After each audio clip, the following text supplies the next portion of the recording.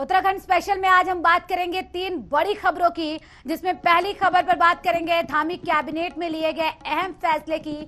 दूसरी खबर में बात होगी 2022 को लेकर बीजेपी की जन आशीर्वाद यात्रा की। और तीसरी खबर में बात करेंगे कोरोना को लेकर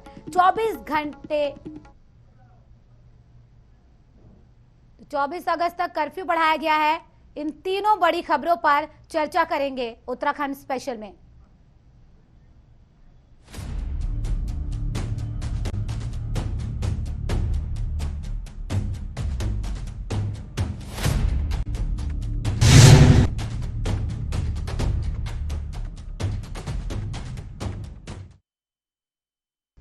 तो सबसे पहले बात करेंगे कैबिनेट की अहम बैठक के बारे में।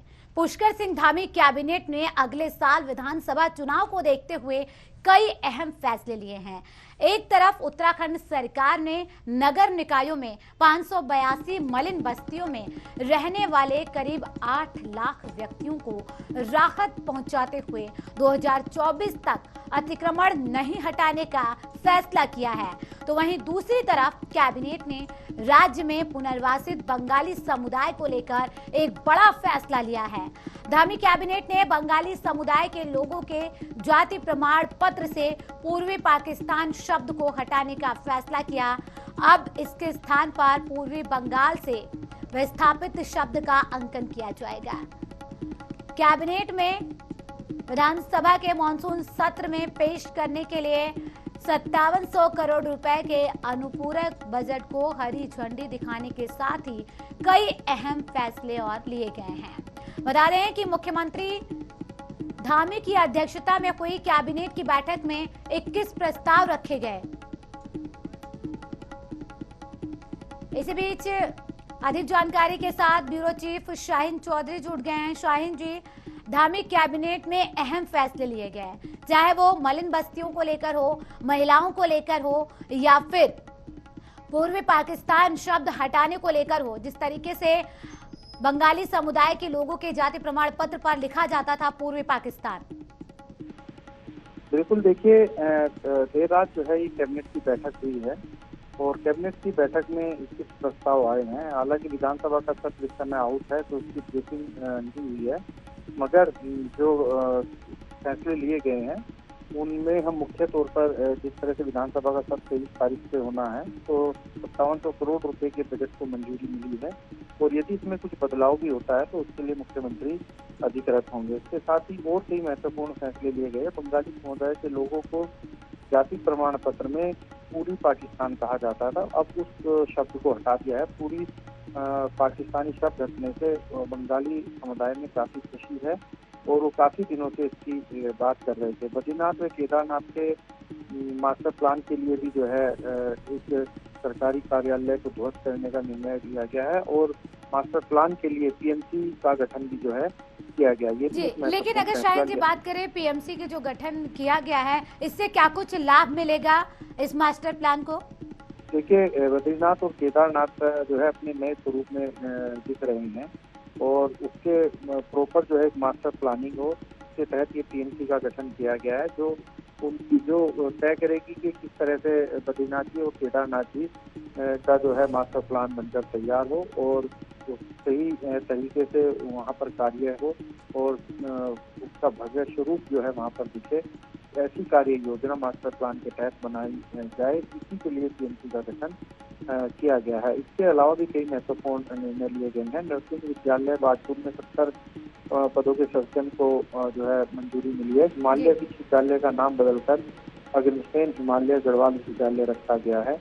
गैस टीचरों का वेतन जो है 25,000 से बढ़ाकर 35,000 किया गया। ये भी अपने आप में एक बड़ा महत्वपूर्ण निर्णय है। फ्लोटिंग सोलर पावर यूनिट की उधमसिंह नगर में स्थापना की जाएगी, ये भी एक बड़ा निर्णय है। जोशीमठ में एसटीपी प्लांट स्थापित होगा, उसके लिए जमीन खरीदने के लिए मंजूरी दी गई है। और भी इसके अलावा कई महत्वपूर्ण निर्णय ऐसे हैं जो धामी सरकार द्वारा लिए गए हैं। जी, लेकिन शाहीन जी, अगर मलिन बस्तियों की बात करें, जिस तरीके से अहम फैसला लिया गया है कि 6 साल तक अतिक्रमण नहीं हटाया जाएगा, तो इसे चुनावी एजेंडा माना जाए, इसके तहत ये अहम फैसला लिया गया है या कुछ और? निश्चित तौर पर देखिए, क्योंकि अब चुनाव में भी बहुत ज्यादा समय नहीं बचा है, तो इसके लिए जो है मास्टर प्लान जो है 2022 तक जो है 6 साल तक अतिक्रमण नहीं हटाया जाएगा। ये भी एक बड़ा निर्णय है जो धामी सरकार द्वारा लिए गए हैं। जी। लेकिन तो चुनाव के मद्दे नजर भी जो है सरकार जो है कोई ना कोई फैसला ऐसा लेती रहती है जिसका आने वाले चुनाव में भी लाभ मिले और जनता को भी सीधे तौर पर उसका लाभ मिले। उसी के तहत ये मलिन बस्तियों में अतिक्रमण को 6 वर्ष का समय और बढ़ाया गया है और अभी वहाँ पर कोई हटाने की कार्रवाई नहीं की जाएगी। तो कहीं ना कहीं मलिन बस्तियों में जो रहने वाले लोग हैं उनको लाभ देने का काम किया गया है और उसका चुनाव में फायदा भी पार्टी को मिले, ये भी उद्देश्य जो है पार्टी का हो सकता है या सरकार का हो सकता है, क्योंकि चुनाव में ज्यादा दिन का समय नहीं बचा है। इसके साथ ही कोविड-19 को देखते हुए परिवहन निगम को 16 करोड़ रुपए देने की मंजूरी भी दी गई है। विधवा पेंशन के तहत जो सालाना 15,000 रुपए थे उसको बढ़ाकर 45,000 रुपए की मंजूरी दी गई है। इसके अलावा भी कई और महत्वपूर्ण निर्णय लिए गए हैं। बिल्कुल, ऐसे में जिन बच्चों की शादी में और पढ़ाई में तमाम दिक्कतें आती थी उन्हें कम से कम एक बड़ी राहत मिली है। लेकिन सारे ही फैसले काफी अहम हैं, महत्वपूर्ण हैं। लेकिन शाहीन जी, अगर बात करें पूर्वी पाकिस्तान जो जाति प्रमाण पत्र से हटाया जा रहा है, ये एक लंबे समय से मांग की जा रही थी। अब ये समझा जाए कि अब ये मांग पूरी की जा रही है। निश्चित तौर पर देखिए, बंगाली समुदाय काफी संख्या में जो है कुमाऊं में रहते हैं, उधमसिंह नगर में, और क्योंकि वो हिंदुस्तान के भारत के नागरिक हैं, मगर क्योंकि सभी से उनके नाम की जाति प्रमाण पत्र में पूरी पाकिस्तान कहा जाता था, लंबे समय से उनकी मांग चली आ रही थी। और पूर्व मुख्यमंत्री विजय बहुगुणा और उनके बेटे जो वहाँ से विधायक हैं वो लगातार इस प्रयास कर रहे थे कि ये शब्द हटाया जाए। कैबिनेट ने रात इसकी मंजूरी दी है। उसी के चलते बंगाली समुदायों में जो वहाँ पर लोग रहते हैं काफी खुशी जो है इस निर्णय को लेकर जताई गई है और काफी लोग जो है वहाँ पर खुश नजर आ रहे हैं। कुल मिलाकर अगर इस कैबिनेट की जो बैठक में फैसले लिए गए हैं, अगर इसे देखा जाए तो जनता को बड़ी राहत दी गई है, जिससे जनता 2022 में उन्हें जीत दिला सके। निश्चित तौर पर देखिए, क्योंकि जैसे जैसे चुनाव नजदीक आएगा वैसे वैसे सरकार जो है कैबिनेट के माध्यम से जनता को राहत देती जाएगी। और राहत के पीछे मकसद ये होता है कि सरकार जब कोई राहत जनता को देती है तो सरकार का परसेप्शन जनता के बीच बेहतर होता है और उसका चुनाव में लाभ मिलता है। बिल्कुल। तो उसी दृष्टि से ये महत्वपूर्ण फैसले लिए गए हैं और आने वाले विधानसभा के चुनाव में कहीं न कहीं सरकार को इनका फायदा भी मिलेगा। एक मुद्दा जो सबसे ज्यादा गर्मा रहा है देवस्थानम बोर्ड को लेकर, जहाँ तीरथ सिंह रावत जब मुख्यमंत्री थे उन्होंने कहा था पुनर्विचार किया जाएगा। धामी कैबिनेट में इसको लेकर क्या कोई चर्चा की गई? क्योंकि कहा गया कि गठन किया गया है, समिति के गठन के आधार पर ही फैसला लिया जाएगा। देवस्थानम बोर्ड को लेकर साधु संत समाज में काफी नाराजगी है। उसको लेकर सरकार विचार कर रही है कि आखिर उसको किस तरह से इस मामले को सुलझाया जाए, मगर अभी तक इस मामले पर सरकार कोई भी ठोस निर्णय नहीं ले पाई है। और सरकार ये लगातार कहती है कि हम कुछ ना कुछ इसका हल निकालेंगे। देखना होगा कि किस तरह से सरकार इसका हल निकालती है, क्योंकि लगातार साधु संतों में इस निर्णय को लेकर नाराजगी जताई जा रही है। चलिए, बहुत शुक्रिया शाहीन जी तमाम जानकारी के लिए। कैबिनेट में मुख्यमंत्री जी की अध्यक्षता में कैबिनेट की बैठक हुई है, जिसमें सारे मंत्री उपस्थित थे और कैबिनेट में आज 21 मामले आए गए थे, उनमें 2 मामलों को डिफर करने का निर्णय आया गया और 19 मामलों में कैबिनेट ने निर्णय किया। सर, टेक होम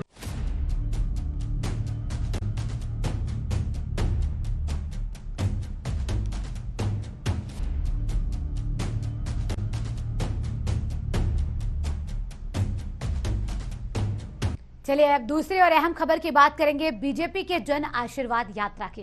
उत्तराखंड में 2022 के चुनाव को लेकर सियासी रणभेरी अब बच चुकी है। कांग्रेस और बीजेपी चुनावी समीकरण साधने में जुट गए हैं। बीजेपी जन आशीर्वाद यात्रा को लेकर जनता के बीच पहुंच रही है। केंद्रीय रक्षा राज्य और पर्यटन मंत्री बनने के बाद पहली बार उत्तराखंड पहुंचे अजय भट्ट ने जन आशीर्वाद यात्रा की शुरुआत की।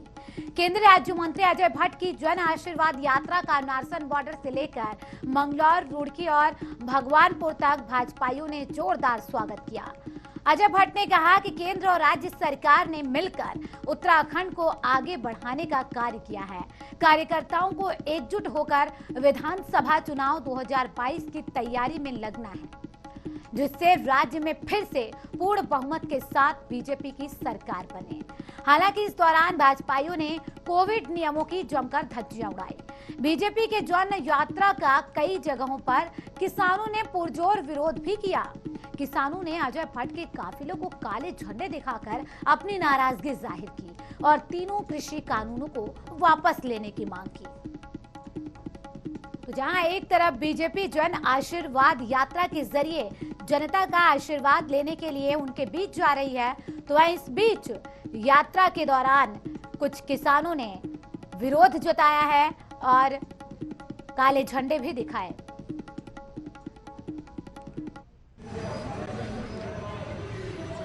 हमको जनता ने चुना है, हमारी सरकारें जनता ने बनाई है, इसलिए हम जब भी कहीं पर भी कोई कार्य करते हैं या फिर कोई हमको पदभार या दायित्व मिलता है, हम जनता का आशीर्वाद अवश्य लेते हैं। तो इसीलिए आज जन आशीर्वाद, जनता का आशीर्वाद लेने के लिए हम जनता के बीच में आए हैं। उत्तराखंड की जनता को एक बहुत बड़ा, मैं कहूँगा कि तोहफा ही कहूँगा, मोदी जी ने दिया है। हमारे हर घर में एक सैनिक है और पर्यटन की अपार संभावनाएं हैं। पर्यटन प्रदेश भी है, देवभूमि है, ऐसा दायित्व दिया है। इसलिए जनता से हम आशीर्वाद लेने के लिए आए हैं कि जो जनता का स्नेह प्रेम हम लोगों के साथ है, मोदी जी के साथ है, वो हमेशा बना रहे और हम आपके विश्वास पर हमेशा खरे उतरते हैं, उतरते रहेंगे और उतरने का। इसी बीच बातचीत करने के लिए बीजेपी प्रवक्ता नवीन ठाकुर जुड़ गए हैं। बहुत स्वागत है सर टीवी 100 पर आपका। नमस्कार नवीन जी, जन आशीर्वाद यात्रा निकाली जा रही है आप लोगों की तरफ से। केंद्रीय राज्य रक्षा मंत्री अजय भट्ट ने इसकी शुरुआत की है कल, लेकिन सवाल इस बात का है कि जनता आशीर्वाद देगी। किन मुद्दों को लेकर जा रहे हैं? जो योजनाएं लगातार सरकार की तरफ से चलाई जा रही है, उनको लेकर कितने आश्वस्त हैं कि जनता तक पहुंच पा रही हैं योजनाएं? देखिए, भारतीय जनता पार्टी ने चलाई है, पहुंच रही हैं, और इसका जीता जाता प्रमाण अभी आपने देखा कि किसान सम्मान निधि के तहत उत्तराखंड के 9.25 लाख किसानों को 176 करोड़ की जो है धनराशि सीधे उनके खातों में पहुंची।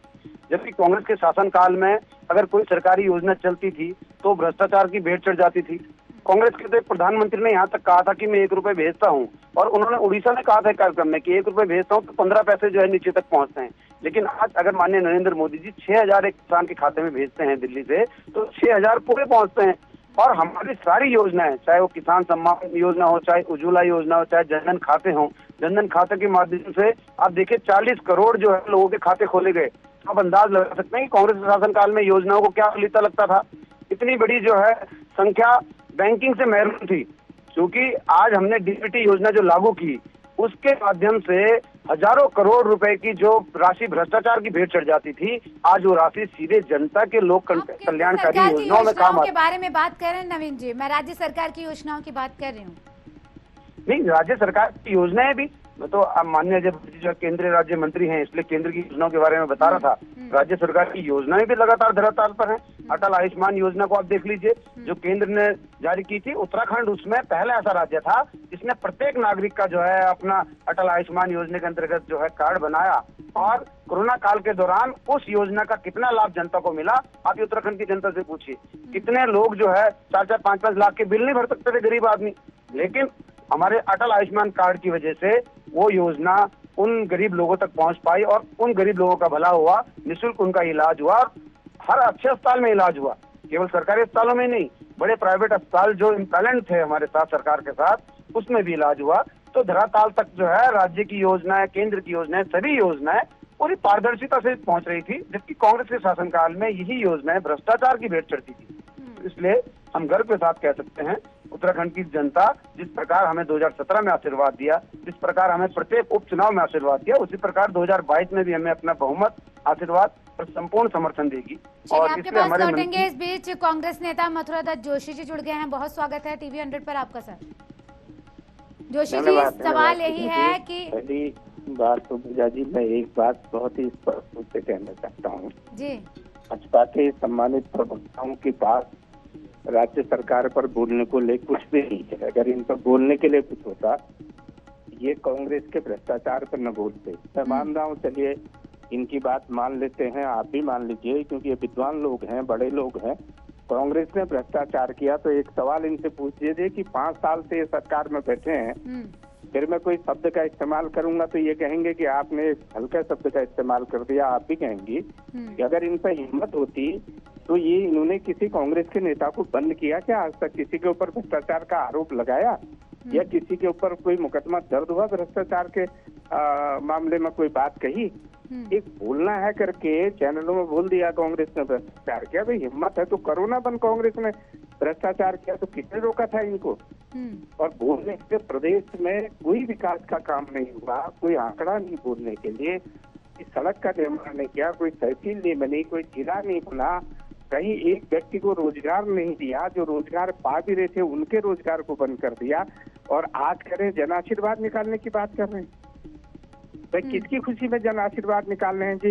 एक व्यक्ति, एक बालिका भूख से मर गई इनके कार्यकाल में, अल्मोड़ा के द्वारहाट ब्लॉक में। आपको याद होगा कि भूख से मरी द्वारहाट विधानसभा क्षेत्र में। दूसरी घटना इन्हीं के दफ्तर में एक व्यापारी ने जहर खा आत्महत्या कर ली। उसकी खुशी में ये आपका जन आशीर्वाद यात्रा निकाल रहे हैं, या इसकी खुशी में निकाल रहे हैं कि 14 किसानों ने आत्महत्या कर ली, परेशान होकर बैंकों का कर्ज नहीं उतार पाए, इसलिए कर रहे हैं। भाई क्या है ये जन आशीर्वाद यात्रा?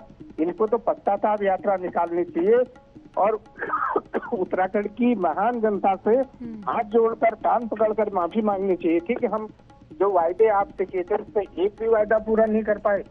इन्होंने भ्रष्टाचार की बात अभी कर रहे हैं, मेरे प्रिय हैं, लेकिन इनको तो शिकार रखा है, वही बोलना है ना इन्होंने। ये अपनी बुद्धि का इस्तेमाल तो कर नहीं रहे। भाई इन्होंने भ्रष्टाचार में अभी खत्म करना था भ्रष्टाचार को, तो कहाँ गया लोकायुक्त इनका? इनके मुख्यमंत्री ने झूठ बोला, विधानसभा में झूठ बोला। इन्होंने कहा कि हम 100 दिन के अंदर लोकायुक्त बना देंगे। बताइए वो कहाँ गया? विधानसभा का रिकॉर्ड है। अगर मैं गलत कह रहा हूँ तो मेरा भी मार्गदर्शन आप कर दीजिएगा। आप तो विद्वान एंकर हैं और आपका बहुत पुराना, उत्तराखंड का सबसे पुराना लोकप्रिय चैनल है ये। और उसमें इनके मुख्यमंत्री ने विधानसभा में कहा कि हम 100 दिन में कहाँ भाई लोकायुक्त आपका? बताओ ना, आप लोकायुक्त ला रहे थे, आप तो भ्रष्टाचार मिटाने की बात कर रहे थे। इनके मुख्यमंत्री, इनके मंत्री हरक सिंह जी ने कहा कि अगर चुनौती दी सरकार को, उन्होंने कहा अगर मेरे विभाग में भ्रष्टाचार हुआ है, जो कर्मकार बोर्ड में मैंने भ्रष्टाचार किया है, तो जांच चाहे ना सीबीआई के लिए रिकमेंड कर दीजिए, कह दिया उन्होंने चुनौती दी थी मुख्यमंत्री को, पूर्व मुख्यमंत्री को। त्रिवेंद्र सिंह रावत के कार्यकाल में उन्होंने कहा हुआ तो करो ना, हिम्मत है तो क्यों नहीं की? त्रिवेंद्र सिंह जी ने क्यों नहीं कहा कि हाँ सीबीआई की जांच करा लेते हैं? और सिंह ने कहा मैं सीबीआई फेस करने के लिए तैयार हूँ, क्यों नहीं की? इन्होंने कर देते ना ये। और बात करते हैं भ्रष्टाचार की, मैं तो भाजपा के मित्रों को बार बार समझाता हूँ, अकल सिखाता हूँ। मुझे लगता है इनकी अकल घुटने में चली गई है। इनको अकल नाम की चीज रही नहीं, सेंस नहीं रहा, मुझे लगता है किसी को भी नहीं रहा। और भाजपा के जितने भी बड़े नेता हैं वो चुनौती दे, वो कर लेना बहस मेरे से आ जाए।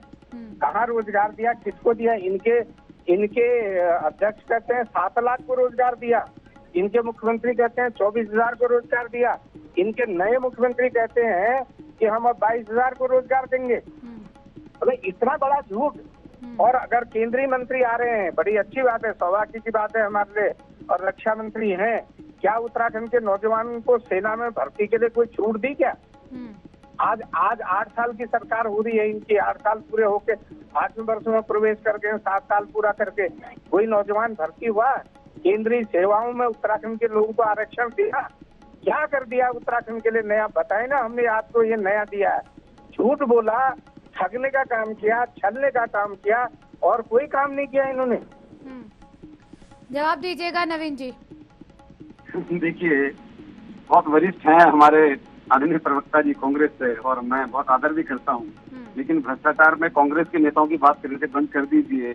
इनको याद होगा कि इनके राष्ट्रीय अध्यक्ष और इनकी राजमाता दोनों जो है जमानत पर हैं, और इनके पूर्व केंद्रीय मंत्री पी चिदंबरम जी 3 महीने जेल काट के आए हैं। कानून अपना काम कर रहा है। इनके Jairam Ramesh ji hit and run करके भागते हैं, कोर्ट में माफी मांग के जो है जान बचाई इन्होंने। इनके राहुल गांधी पर राफेल के झूठ पे माफी मांगनी पड़ी। तो भ्रष्टाचार पे तो लगातार जो है कार्रवाई कांग्रेस के बड़े बड़े मगरमच्छों पे हुई है। तो ये इनके जो है झूठा आरोप है कि कांग्रेसियों पर भ्रष्टाचार के लिए कार्रवाई नहीं हुई, और कोर्ट ने कार्रवाई की लगातार। उसके बाद उत्तराखंड की बात करते हैं। उत्तराखंड में अगर काम नहीं हुए तो इसका मतलब जो है आप जनता पे सवाल उठा रहे हैं। उत्तराखंड में भारतीय जनता पार्टी ने विकास के नए आयाम स्थापित किए, चाहे सड़कें हो चाहे रेल मार्ग हो, ये भारतीय जनता पार्टी के शासनकाल में हुए।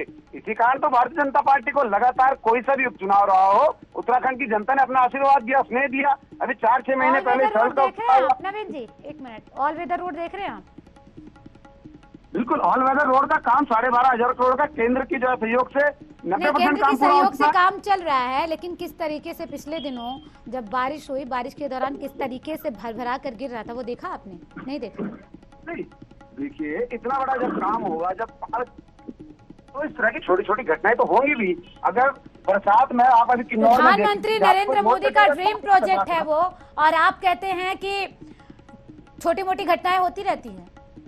नहीं, विकास का इतना बड़ा काम हो रहा है। मुझे ये बताइए, अभी हिमाचल के किन्नौर में दुर्भाग्य से भूस्खलन की इतनी बड़ी घटना होगी, 2 जगह घटनाएं हुई, तो क्या वहाँ पर विकास का काम भूस्खलन और बारिश से सड़क का बहना फर्क होता है दोनों बातों में। नवीन जी मानते हैं ये? देखिए, पहाड़ में भूस्खलन लगातार बरसात में होता है। बड़ी बड़ी जो है चट्टानें नीचे आती है बरसात में, जहाँ पे कोई कटिंग का काम नहीं चल रहा वहाँ पे भी रहता है। प्रकृति के सामने तो इंसान विवश है ना। लेकिन हम काम कर रहे हैं। जब हमने योजना की माननीय प्रधानमंत्री जी ने परेड ग्राउंड में घोषणा की थी, तब कांग्रेस के मित्रों ने कहा था, गड़बड़ झाला नहीं हो गया नवीन जी? बार नवीन जी, गुणवत्ता में कोई गड़बड़ झाला तो नहीं हो गया? कहीं चूक हो गई हो गुणवत्ता में और जांच न कर कोई पाए? कोई गुणवत्ता में चूक नहीं हुई है। जहाँ टिहरी पहुंचने में कांग्रेस शासनकाल में 5 घंटे लगते थे, आज 2 घंटे में पहुंचते हैं आप। जहाँ हरिद्वार पहुंचने में जो है 2.5 घंटे लगते थे, आज जो है 1 घंटे में पहुंच रहे हैं हरिद्वार। गुणवत्ता तो जो है रोड की दिख रही है सामने, कोई चूक नहीं हुई है गुणवत्ता में। और गुणवत्ता में अगर किसी ने कोई चूक करने की कोशिश की, घपला करने की कोशिश की, भ्रष्टाचार करने की कोशिश की, तो भारतीय जनता पार्टी की सरकार ने उस पर कार्रवाई की है और ठोस कार्रवाई की है। हमने तो सलाखों के पीछे तक जो है भ्रष्टाचारी को भेजा है। तो ये बात बिल्कुल सरासर गलत है कि कांग्रेस के लोगों पे कार्रवाई नहीं हुई। मैं कह रहा हूँ केंद्र से लेकर नीचे तक कार्रवाई हुई। राष्ट्रीय अध्यक्ष जमानत पे चल रहे हैं, पी चिदम्बरम जी 3 महीने जेल लेकर आए, रॉबर्ट वाड्रा जी जमानत पर चल रहे हैं, जिनकी संपत्ति शादी से पहले केवल जो है 1 साल का 1 लाख रुपए इनकम टैक्स देते थे, आज जो है 25 करोड़ रुपए दे रहे हैं, जिनकी संपत्ति आश्चर्यजनक रूप से 100 दिन में लोकायुक्त की बात कही गई थी। कहाँ है लोकायुक्त? कहाँ है? देखिए, लोकायुक्त कांग्रेस के शासनकाल में बहुत जरूरत थी, क्योंकि भ्रष्टाचार चरम पर था।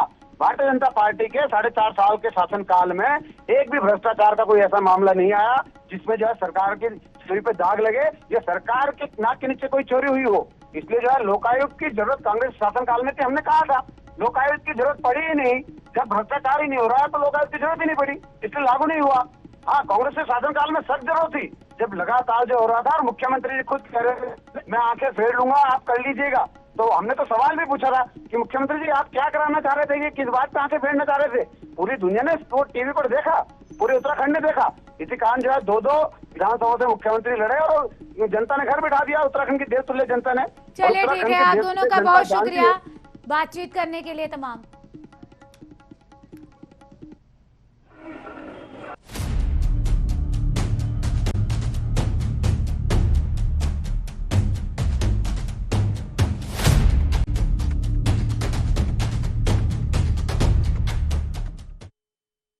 और अब बात कोरोना कर्फ्यू की। उत्तराखंड सरकार ने कोरोना कर्फ्यू को आगामी 24 अगस्त तक के लिए बढ़ा दिया है। सोमवार को इस बाबत नई एसओपी जारी की गई है, जिसमें कोई बदलाव नहीं किया गया।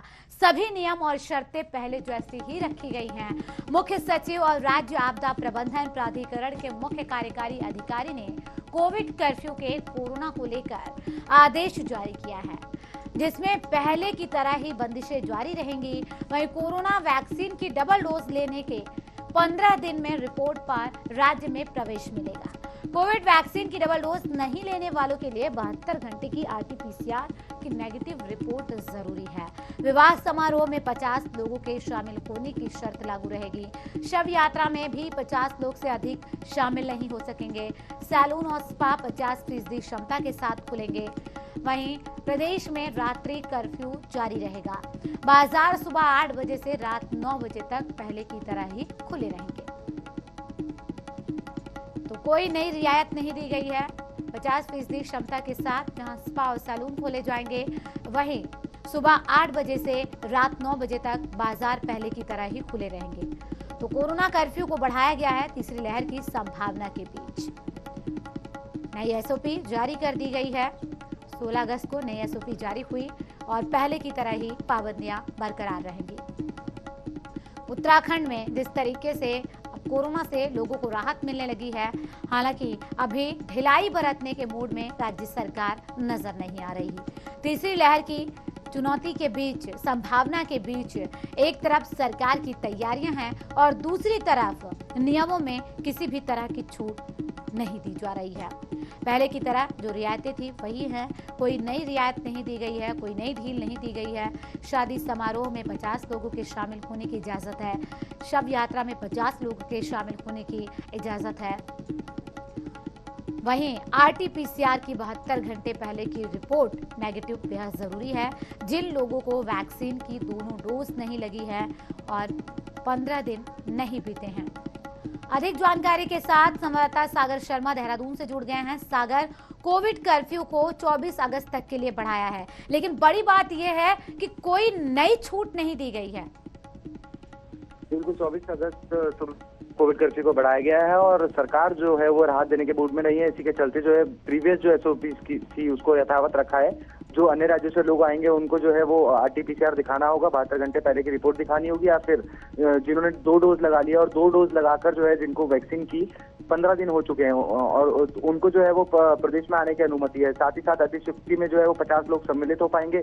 शादी समारोह में जो है वो 50 लोग शरीक हो पाएंगे, लेकिन उनको आरटीपीसीआर की रिपोर्ट लाना अनिवार्य होगा। तो तमाम तरीके से जो है वो सरकार ने कर्फ्यू को बढ़ाया है और इस बार जो है प्रीवियस एसओपी को यथावत रखा है। बिल्कुल, बहुत शुक्रिया सागर तमाम जानकारी के लिए। इसी के साथ इस खास पेशकश में सिर्फ इतना ही। बने रहिए टीवी 100 के साथ। नमस्कार।